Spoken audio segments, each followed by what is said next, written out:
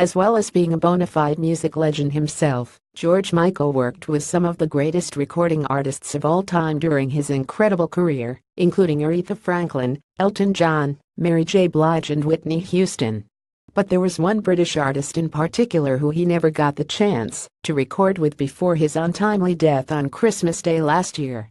It's been revealed that George was just as much of a fan of Adele as the rest of the planet and was hoping to work with her before he died. Dave M. Bennett via Getty Images. George presented Adele with the Best Album Award at the 2012 Brit Awards. The revelation was made by his longtime friend and collaborator David Austin following a screening of the new Channel 4 documentary George Michael Freedom. David told HuffPost he loved Adele actually. George had stepped back in recent years and hadn't been as active musically, and a few years ago, once he'd stepped forward again and started writing and putting the film together, he would sing along with Adele. I wouldn't say practice, but warm up using her. The feeling was mutual, with Adele citing George as a huge inspiration to her, a point she proved at this year's Grammy Awards when she paid tribute following his death with a stunning stripped-back version of his hit Fast Love.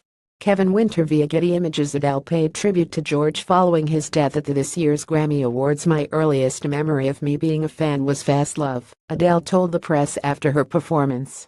When the video came out, I was blown away by how hot he was. I was young, I was about 10, and I heard the vulnerability in that song. She added, I found him to be one of the truest icons, because famous people often create this massive bravado to protect themselves, but for him, it wasn't based on a look or an assumption. And he was very British. The British press really gave him a hard time, but he still stayed loyal to the very end. Pawaripa Images. George died on Christmas Day last year as well as Adele. David also revealed there were two American stars who George also sadly never got the chance to collaborate with. He loved Lauryn Hill too. He always wanted to sing with her back in the day, he told us. And him and Barbra Streisand had talked many times about working together, but it just never happened. Filmed last year, George Michael Freedom is George's last work and gives a fascinating insight into his world.